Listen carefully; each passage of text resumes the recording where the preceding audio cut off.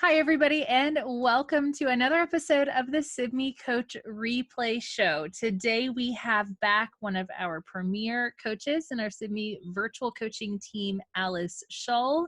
She's been doing a series on engagement with us at the start of every month. So here we are. It's a new month. It's a new episode in the engagement series. If you haven't tuned in before, let me tell you a little bit about our guest. Alice, in addition to coaching for Sibme, she also mentors principals on site in Massachusetts. She's a coach's mentor in training, or she coaches mentors in training, during their year-long internship to become nationally certified mentors. She was a teacher and a principal for 42 years. And in addition to all of her passion and education, she loves to travel, which is a little limited right now. Another life. Yeah, right. In another life, way back in the day. At least a month ago. Yeah, that's right. Especially ski. So in addition to traveling, you like to hit the slopes. So welcome, Allison. It's like the quarantine edition of our engagement series. Everyone's doing a quarantine edition. So welcome. Right. Thank you very much. I am glad to be here and talk with you today. Looking forward to the discussion. Yeah, I am too. I know we chatted a little bit about this before we started our recording, and we were like, okay, we need to put this all on air because we had some great conversations. So we'll duplicate that a little bit for our viewers today. Today we're focusing on wait time or think time, whichever you'd like to call it, in our instruction and in our delivery of instruction. So tell us a little bit, Alice, what is wait time specifically for those who don't know, and why is it important? Okay, I will. And I'm going to start off with the fact that we are living in a new normal in terms of how we're dealing with remote learning. And this wait time that we talk about usually when we're working with classes in real time is also incredibly effective when we're working with classes remotely. So it's kind of another layer to think about as we talk about what it is and how we can use it and how it can be used in our remote learning situations as well. Right.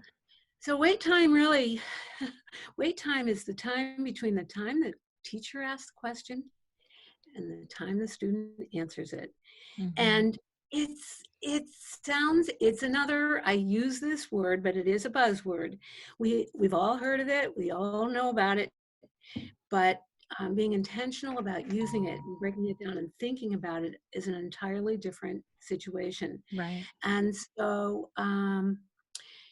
the interesting thing, if we were to observe in a lot of classrooms or even look at video of classrooms, is that the amount of time between the question the teacher asks and the answer of a student is generally less than a second.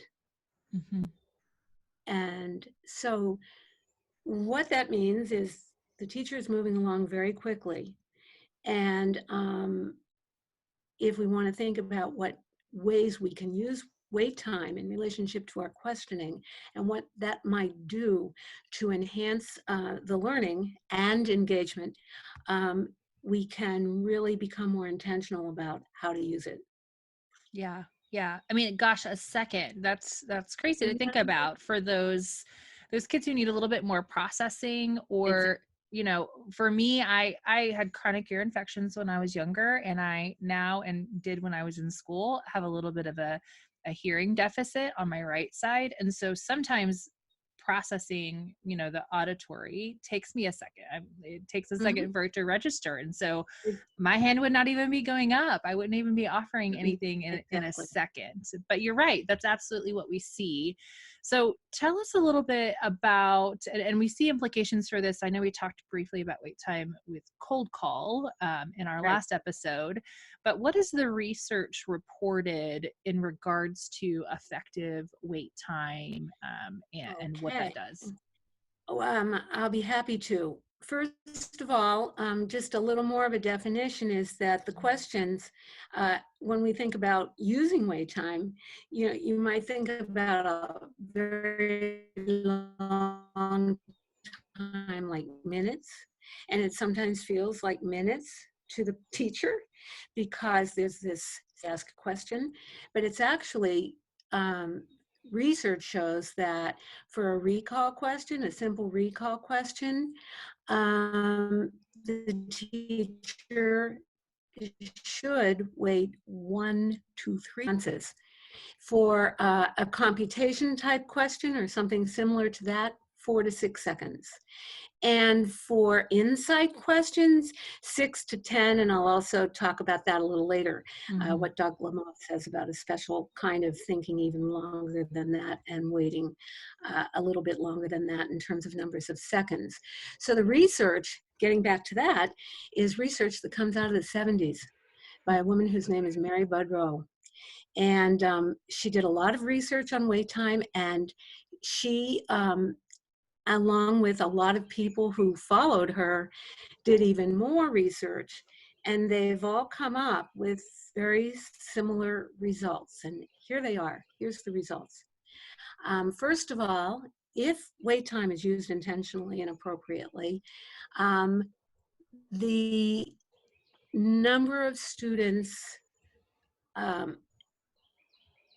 responding increased. Okay. The number of students not responding, of course, decreased.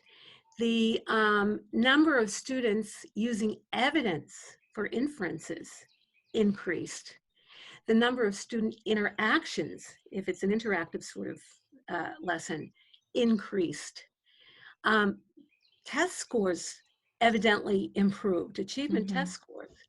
And here's what I think is the best part of all, is that students who were identified as not as able, let's say they have a learning disability or some sort of issue which, as you were expressing, means that it takes you a little longer to process, those folks increased in terms of the amount of participation. So in a sense, if we go back to the tier model and tier 2 and tier 3, it's like an automatic scaffolding for kids who are in tier 2 and tier 3. Right.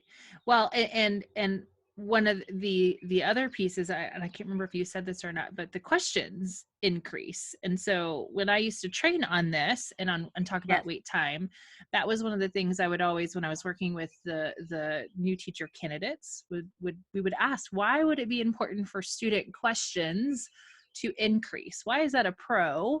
And really, if your students are asking questions, they're engaged, they are thinking, they are really, that's going to help give you more formative data to be able to identify where there might be holes in that understanding, so you can be more responsive. So, that's one of my favorites as well, in addition to our students who are struggling and typically need the tier 2, tier 3, we also have more questions coming out, which if they're asking questions, it's probably also something that one of my students who maybe is less vocal might be thinking as well. So we want those student questions. Exactly. And actually, that's a perfect segue into a quote that I wanted to share by another researcher, Melissa Kelly. And it's this: the wait time, she feels, gave students a chance to take more risks. And that asking of questions and all the things that you're describing is exactly what would take place. And she wrote, exploration and inquiry requires students to put together ideas in new ways, to try out new thoughts, to take risks. For that, they not only need time, but they also need to have a feeling of being safe. My favorite, psychological safety. I talk about it all the time. Yes. If we spin back to a previous conversation that we had, and how in cold call, for example, the teacher ensured the students that they would feel very safe, even though she was using a cold call technique. It makes so much difference in the quality of the responses and the actual engagement. And just to piggyback onto that, Again, teachers are always in a hurry, which is why the quick questioning a lot of the time. Mm-hmm. But what they come to realize, and what I've read in the research as well, is that if they use wait time, they accomplish more than if they didn't, Right. when they thought they were covering a lot of material quickly. Yeah. Yeah. You know, and I have an example of that. And this was what, and I know we're going to talk about assessing engagement in the next episode, but one of the things that I did with the teacher, she had really good questioning. And she had students who were very compliant. They were engaged, probably more on the compliant side of engagement than authentic engagement. But one of the things that we worked on together was wait time, because she would ask a question and then within seconds, she would not necessarily call on a student. Sometimes she did a little bit of a cold call, but without the useful wait time within that. She would then rephrase the question a few seconds later, and then another way to rephrase, because she could see, okay, she interpreted the lack of immediate response as, they don't understand my question. Let me ask it a different way. Let me ask it a different way. And so one of the things that I did was tallied up I would write the essential question. Thank goodness we had video for this. So I'd be able to pause it, write down the question. How long did she wait before she asked a new question and a new question? And usually she'd spend a good 30 seconds to a minute going through a series of questions. So when we tried instilling more wait time, what she found was she didn't have to ask as many follow-up questions when she just waited a few seconds longer, just seconds, right? So it changes the So she really struggled with that. So we had like a tapping strategy where she would just kind of tap her pen 3 slow times to make herself wait, because she was like, it's just automatic. She tried it the first day, it didn't work really well. So what's something physical that you can do to eat that time up? That's a great idea. So that's what she kind of did, and we recorded. And again, it didn't solve all the problems, and it wasn't completely perfect, but it was tremendous what we saw. More students were able to answer the first question she asked, because it wasn't that she wasn't asking good questions. It was that students weren't having the time to process. So that's right. Yeah. And actually, Doug Lamov mentions a few moves, and it's kind of similar to what you're talking about, because in a sense, he's given us a few ideas about what to use for people who have a really tough time waiting. I do. I don't know what to do with silence. So this is also something we've been talking a lot about. And I too. And I'll give you an example of that in a minute. Well, what he actually says, and I mostly agree with this. One of the moves is called narrate hands. Okay. So as he's using wait time, he or she is using wait time. Now this would be in an actual real-time classroom, I think. Maybe we could figure out a way to do this remotely, but it's, oh, I see 2 hands. There's some clips that Doug Lamont has this. Oh, I see 2 hands up. I see 4 hands up. I see 7 hands up. I see 10 hands up. Okay, so that's one. That's called narrate hands. Okay, another one is give real think time. Okay. And in this case, he will not keep talking, but he or she will preface it. I must have seen a clip that was a he, because I keep saying he in this one. Will preface it with a, this is a really tough question. It requires a lot of insight and understanding of the question. I'm going to give you 30 seconds to think about this. That's what I told you I was going to refer to. And I like that, because he's framing it. Now then, he might have to do something, or she do something like you were saying, behind your back. Right. And set an actual timer. Yeah. Or set a timer or something. But that's I like that technique. That one I particularly like. That's the one that I got from one of my colleagues, TJ. He said, one of the things that I do is I'll say, I'm going to give you a minute to process this, and I'd love to hear your thoughts. And so just by saying I'm going to give you a minute to do this, that's framing it to both the other person on the call as well as for yourself. And I was like, I think if I said that mentally, that would give me Cory, you've actually got to give them a minute. So, I think that, I love that strategy, and I'm so glad that's one that you connect with. So I'm trying that this week. That's one of my favorites.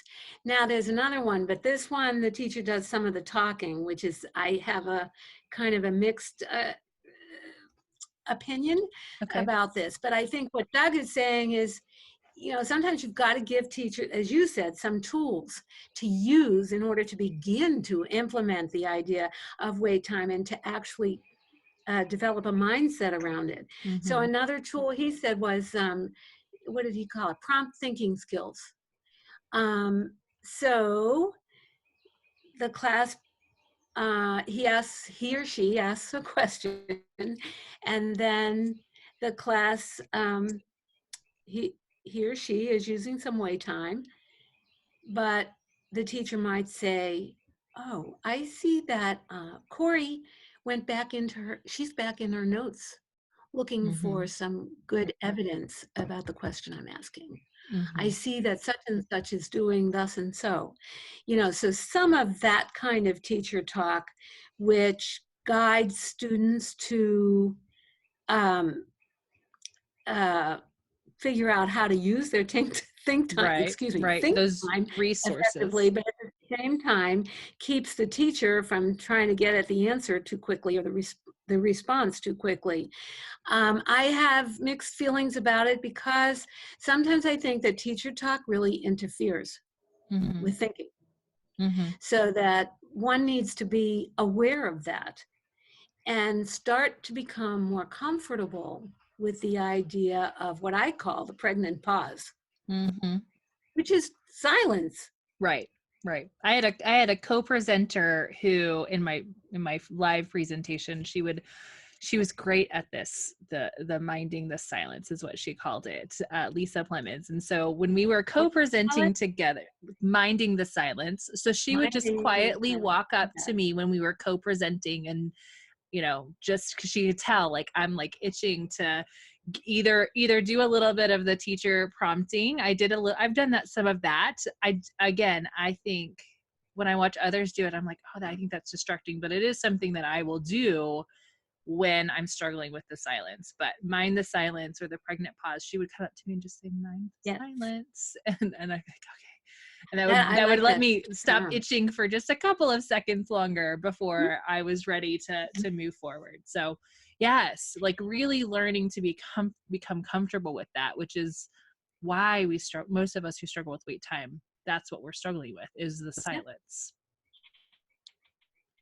And another technique is actually one of your favorite people, Anita Archer, did in a video, which really had to do with active participation. And Mindy Polanski in one of your coach replays mentioned this particular technique. And Anita Archer does do a lot of framing and discussing and moving, around the classroom and so forth. And there are so many pieces that you can pick up that are very powerful. But what this particular piece was her simply, I have to get back a bit, teaching the children, wait. Right. She puts her hands up in the air in the video. Think. Yeah. And then at a certain, okay, she's stopped, silence. The kids have stopped, silence. And then she goes, and then they respond. So she asks a question, wait, think. Anything that helps that is a way to get at the wait time piece, which is just very important for all the reasons that we've already talked about. That physical prompt, whatever it might be, whatever works, to help your students know, because sometimes even one of the distractors of wait time is all the kids going, ooh, ooh, ooh, with their hands up, right? And then I can't think with all of that noise, or, so-and-so, they're going to be called on. I'm not even going to raise my hand. So that's another one of the strategies with Anita Archer that I liked was it's kind of hold your hands, hold your symbols that you're ready. Just think, just sit there, don't move. And now we either do a choral response, or we can raise our hand, or we turn and talk to our partner, but it definitely helps you honor the think time. So exactly. And actually it was in this clip that earlier she said, I am going to tell you that you are not going to raise your hands. Yes. Unless I tell you to raise your hand. It was so raise your hand. Yes. She's my favorite. You just, expressing it perfectly. Yeah. Perfectly. Yeah. So, all of these kinds of things are effective. And we need to use what helps us make it happen. And here's where I would like to roll back to the remote learning piece. Right. And share a bit of a personal experience with you, if I may, or with you all, which is that I facilitate a chat among all the administrators in my cohort who are mentors in training for the principal certification program. So I explain to them, and this is all virtual, and this is where we can hook back into the remote learning piece for teachers with students, because I know many people I've talked to now are actually using Zoom with their classes. So we use Zoom.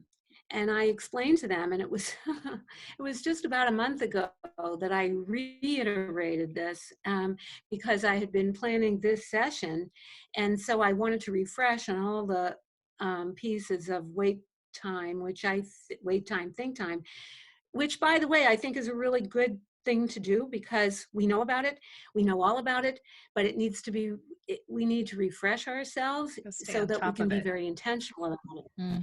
So I explained this to my group.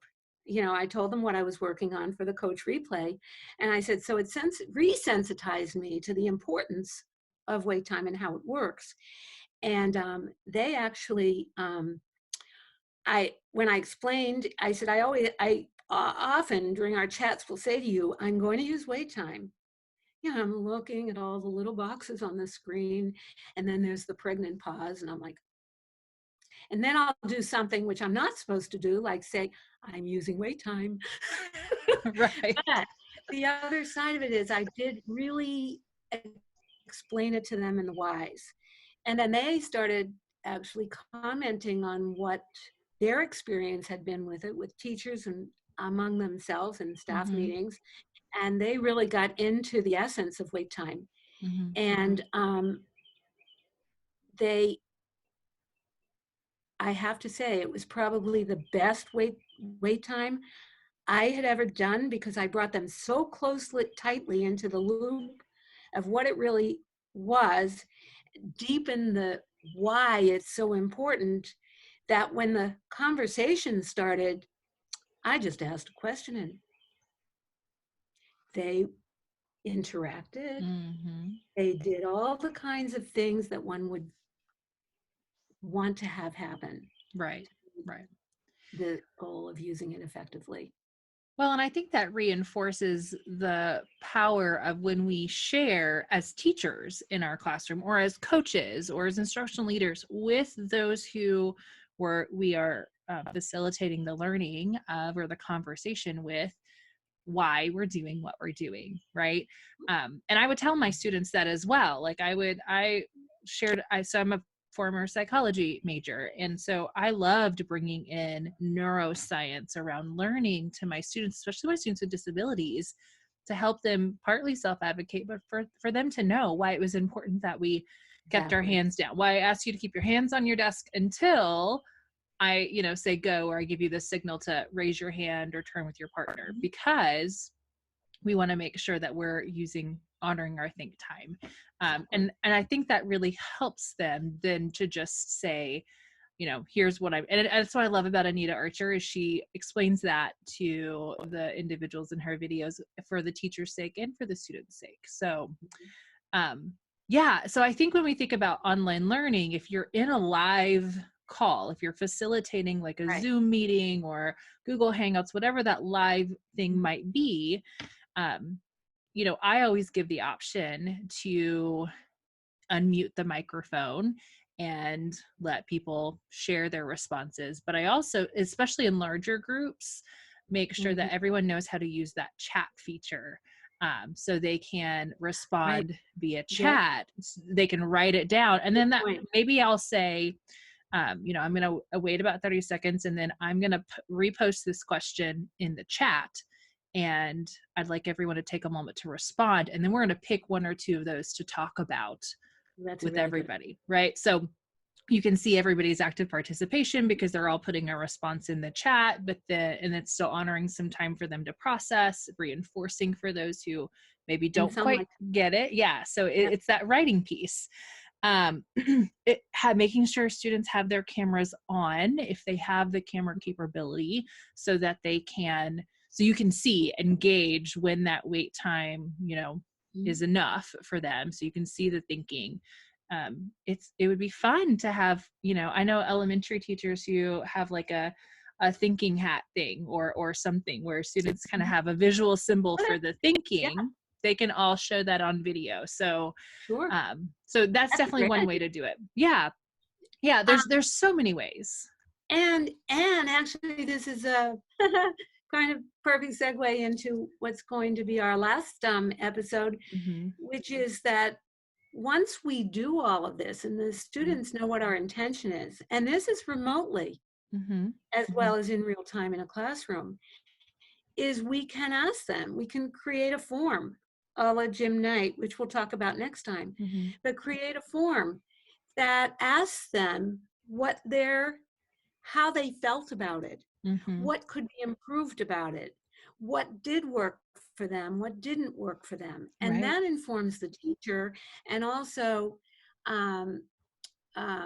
validates student opinion and honors student opinion about what's going on in the classroom. And especially where we're doing these things remotely. And we have teachers who are, I remember the first time I did a Zoom chat a few years ago, I was like very nervous. Yeah. And so this way it would be great for teachers to be able to get some feedback as they navigate these new uncharted waters. Yeah. I mean, I'm thinking about our teachers. I was telling my children's teachers as I've talked with them, it took me a good solid year with blended learning, and it wasn't a thing in our district. So it was one of those things I was kind of going rogue with my classroom and doing some flipped and blended learning opportunities.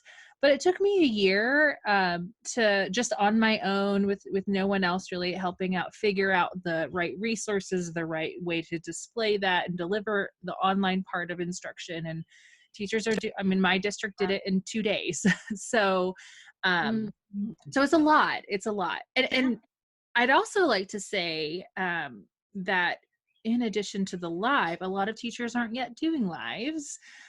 Maybe they're getting in a Zoom meeting by themselves or screencastifying recording.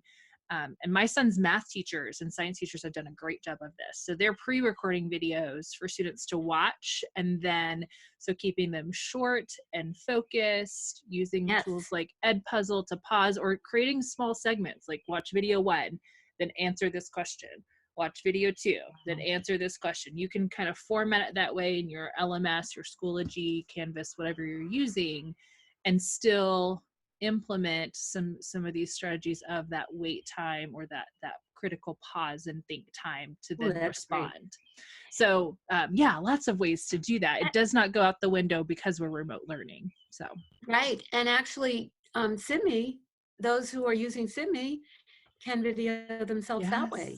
Make their videos for students, right? Yeah, and we have some schools who are using huddles now with students as their classroom, and I do this with my cohorts, especially my PLCs when I'm running them. I'll do the whole 15-minute video, and then in the timestamp comment I'll say pause and reflect. And so it'll kind of give them that so they can physically go and pause it and write a response. So it's kind of self-made wait time, but it's telling them where I'd like for them to pause within that. So that's something that you can do as well with the timestamp comments, just like an Ed Puzzle where it creates those breaks within the video. You can use the timestamp comments to do that as well. So a lot of this, we're always looking for the silver linings coming out of this very challenging time that we're living in right now, is that some of these pieces we might want to keep. Yeah. Like you said, we're doing it before, and now a lot more people are doing it for the first time. And to blend learning in a way that's really effective and meets the needs of so many students are keepers. So those are good things that might come out of this. That is the thing I am hoping for. It's the only thing I've been excited about through all of this pandemic that we've been going through, is because I'm a big proponent of blended learning, and it's going to be uncomfortable, and it's not going to be perfect at all, and it's not going to be everything you thought it would be. But like, my kids are loving being able to do some learning from home and doing some of these activities online and self-paced, and they're loving that choice in the pace and place of their learning. And I think students are going to enjoy some of these elements. Teachers are going to find that students are more successful than they thought they might have been, as well as they might enjoy it a little bit more. So I completely agree, and I'm very hopeful for that as well. Some of these elements I do think will remain into the next school year, or hopefully the end of this year if we get to come back and be with our students again. So, and as a coach, everybody's online learning in addition to facilitating that. So the best thing you can do is to learn through those things and share that learning, be transparent and be there. And if anything, just check on your people and see how they're doing, and use that wait time to see how they're really doing. Yes. Yeah. I have, I'll just, one little last note of that. You said check on each other. It's a personal note. Just before we got on this show today, I had many texts from a group of girls who I grew up with in a small town in Western Pennsylvania. And one of them said, oh, maybe it's time, we miss each other so much. Maybe it's time we should do FaceTime or Zoom. So of course I wrote back and said, oh, let's do Zoom. I know how to use it. In exactly 4 minutes. And so, it's the time to do it. Many people who would not have thought of it previously. Absolutely. My 5-year-old has a virtual play date with her best friend from daycare at lunch today. So they're going to eat lunch together online. So it's a lot of fun. That's great. Alice, wonderful. Thank you so much for joining us today. This has been a great episode, and I appreciate the connection to the very true reality of where we are right now with remote and online learning. Definitely wait time still has a place in it. I cannot wait for your next episode on assessments of this active participation in engagement in our classrooms. We might even air that one sooner than we thought, because I know it's going to be connected to where we are right now as well. So thanks for joining us. Great. Oh, it was my pleasure. I love talking with you. Our ideas just keep they keep building on each other. Building on each other. Yeah, it's been a pleasure. All right. Well, audience, tune in next week for another episode of the Sibme Coach Replay Show.